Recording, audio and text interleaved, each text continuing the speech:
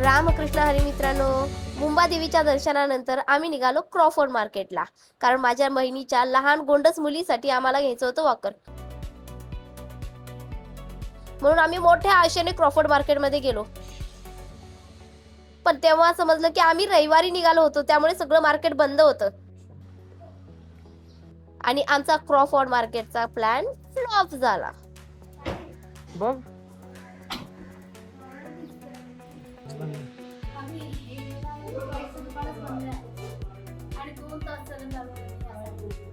इथे पण बघितलं, इथे पण नाहीये.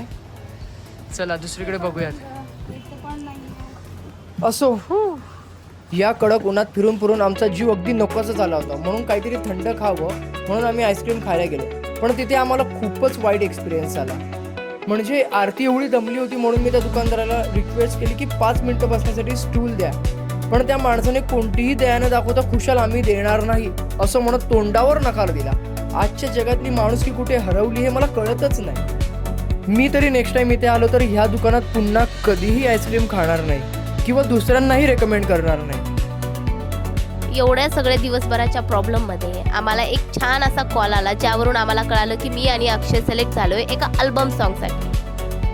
म्हणून आम्ही तिथून निघालो CSTच्या फॅशन स्ट्रीटला, कारण आम्हाला अल्बम सॉन्ग साठी काही कपडे घ्यायचे होते. तिथे मस्त कपड्यांची शॉपिंग केली, मनासारखे कपडे घेतले. सो फायनली शॉपिंग झाली आहे आणि आरतीचं तोंड बघा. नाही झाली. अरे बापरे, अच्छा बापरे, आरतीचं बाकीचं अजून तोंड बघायचं.